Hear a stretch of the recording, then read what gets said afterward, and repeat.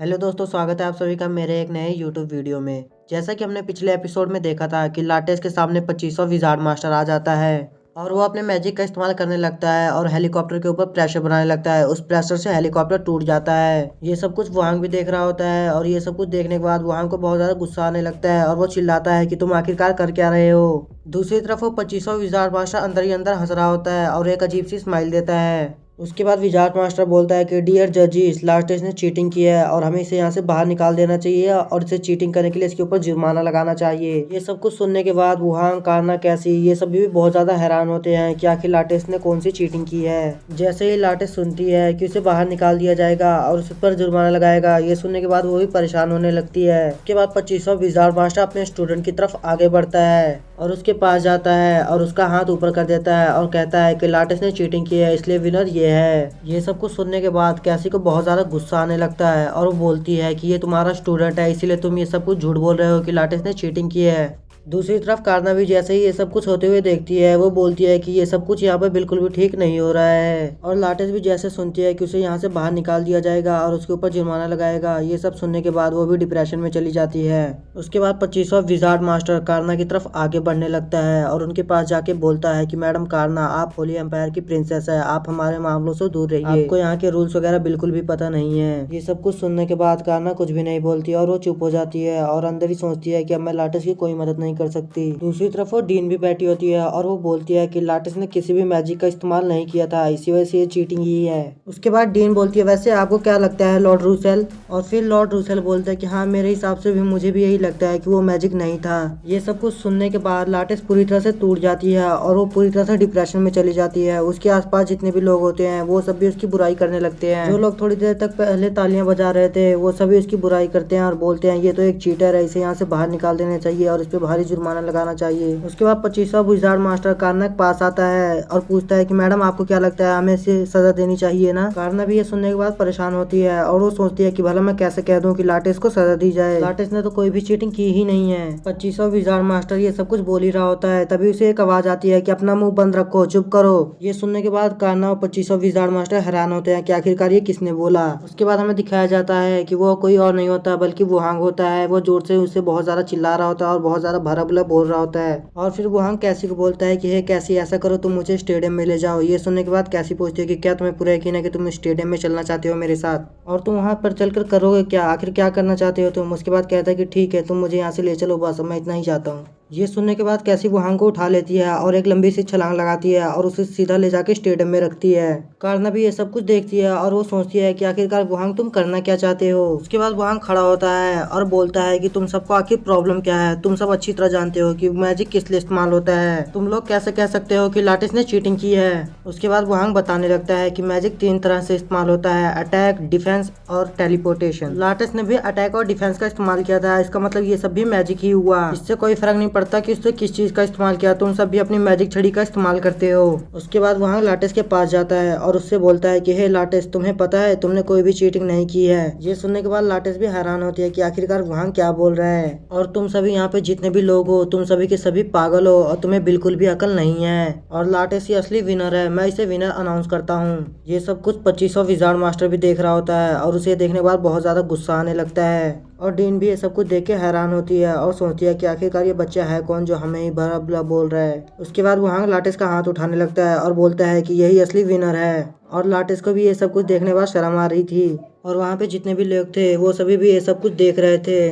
तभी इंसी और टैसी बाहर आती हैं और बोलती हैं कि आखिरकार तुमने ये क्या कर दिया। वुहांग बोलता है, ये मेरा कमाल है, मैंने टैसी को चैंपियन बना दिया। और फिर टैसी बोलती है कि तुमने ये सही नहीं किया, हो सकता है कि वो लोग तुम्हें भी गिरफ्तार कर ले और तुम्हें भी सजा दें और तुम्हें भी जुर्माना लगा दें। जैसे ही वुहांग सुनता है कि वो लोग मुझे भी गिरफ्तार कर सकते हैं, वो थोड़ा डर सा जाता है और परेशान होने लगता है। और तभी जितनी भी ऑडियंस होती है वो सारे बोलने लगते हैं कि आखिरकार इस बच्चे की इतनी हिम्मत कैसे हुई है हमारे बारे में भला बुरा बोलने की, और ये होता कौन है टैसी को चैंपियन बनाने वाला। तभी इंसी बोलती है कि वहांग मुझे नहीं लगता यहाँ पे कुछ सही होने वाला है, शायद यहाँ पे कुछ फाइटिंग होने वाली है। ये सुनने के बाद वहांग बोलता है कि तुम जरा भी टेंशन मत लो, यहाँ पर मैं सब कुछ संभाल लूंगा। दूसरी तरफ लाटेस को भी सभी जजेस घूर कर देखने लगते हैं। उसके बाद हमें दिखाया जाता है कि वहांग अकेले ही अंदर अंदर कुछ सोच रहा होता है। और तभी टेसी बोलती है कि क्या तुमने कोई फैसला लिया, क्या तुमने सोचा कि आगे क्या करना है। उसके बाद वहांग बोलता है हाँ मैंने फैसला कर लिया है कि आखिरकार करना क्या है। और वो सामने से जाता है और बोलता है तुम हम पे जुर्माना लगा सकते हो अगर लगाना चाहते हो तो।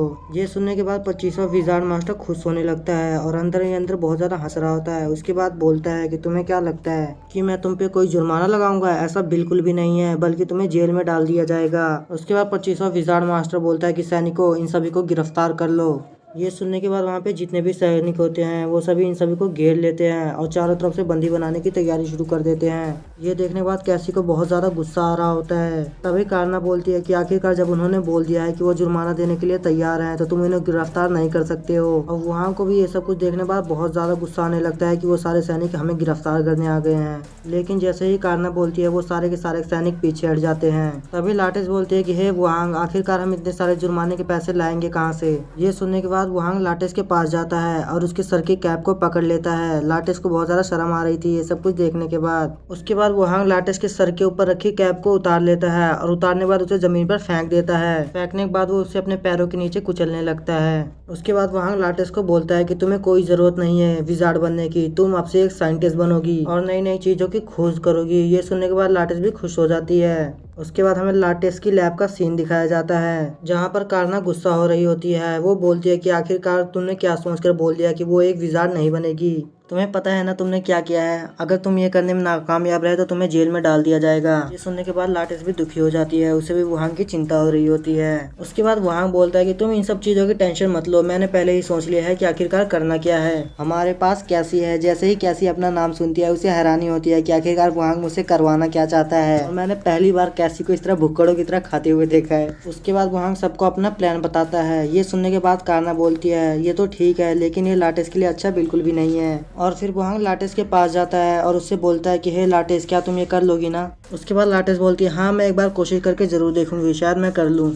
उसके बाद वहांग कारना को टच करता है और उसकी की तरफ देखने लगता है। और वहांग एक बहुत ही अजीब नजर से देख रहा था, जैसे कोई ठरकी वाली नजर होती है वैसे ही देख रहा था। वहांग को इस तरह देखने के बाद कारना भी उससे पूछती है कि आखिरकार तुम्हारे मन के अंदर चल क्या रहा है और तुम क्या सोच रहे हो? तभी वहांग बोलता है कि तुम भी हमारे बहुत काम आओगी। वहांग ये सब कुछ बोल ही रहा होता है तभी कैसी आ जाती है और वहांग को खूब टाइट से पकड़ लेती है और उससे बोलती है कि आखिरकार हम लाटेस की कैसी मदद करेंगे। लेकिन वहांग की नजर कहीं और ही होती है और उससे बोलता है कि तुम थोड़ा मुझसे दूर रहो, तुम्हारे ये बहुत ज्यादा बड़े हैं और इनसे मेरा दम घुट रहा है, प्लीज मुझे यहाँ से जाने दो। उसके बाद हमें कुछ दिनों के बाद का सीन दिखाया जाता है और वहाँ पर किसी नई चीज की ओपनिंग हो रही होती है और वो किसी और की नहीं बल्कि लाटेस की एक नई दुकान थी। अपनी नई दुकान चलाने में लाटेस को भी शर्म आ रही थी।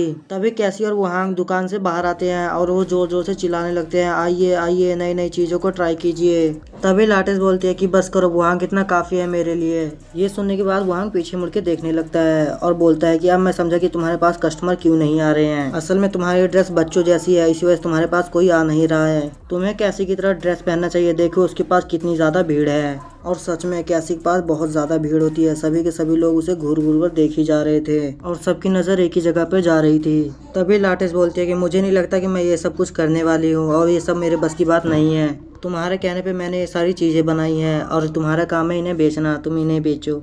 तभी दुकान में एक मोटा सा लड़का आता है और उसकी नज़र कैसी की वहीं पर जाती है और वो कैसी को बुलाता है। ये सुनने के बाद कैसी वहांग के पास जाती है और उससे बोलती है कि मुझे नहीं लगता इसके इरादे कुछ सही है। ये सुनने के बाद वहांग बोलता है अच्छा ठीक है यहाँ पर मैं संभालता हूँ। उसके बाद वहांग उस मोटे लड़के के पास जाता है और उससे पूछता है कि आखिरकार तुम हो कौन और तुम्हें यहाँ से क्या चाहिए। ये सुनने के बाद वो मोटा लड़का बोलता है कि मुझे यहाँ से कुछ नहीं चाहिए, मैं पहले ही बहुत पावरफुल विजार्ड हूँ और मैं लाइटनिंग मैजिक में बहुत ज्यादा माहिर हूँ। ये सुनने के बाद वहांग को बहुत ज्यादा हंसी आने लगती है और वो बोलता है कि क्या कहा, तुम एक पावरफुल विजार्ड हो तुम तो कहीं से भी नहीं लग रहे हो। उसके बाद वो मोटा लड़का बोलता है कि रुको मैं तुम्हें अपना लाइटनिंग मैजिक दिखाता हूँ और वो मैजिक करने लगता है। वो मैजिक देखने के बाद वहांग भी बहुत ज्यादा हैरान हो जाता है और यहीं पर यह एपिसोड हमारा एंड होता है। तो मिलते हैं और किसी वीडियो में। वीडियो अच्छी लगी हो तो चैनल को लाइक और सब्सक्राइब करें।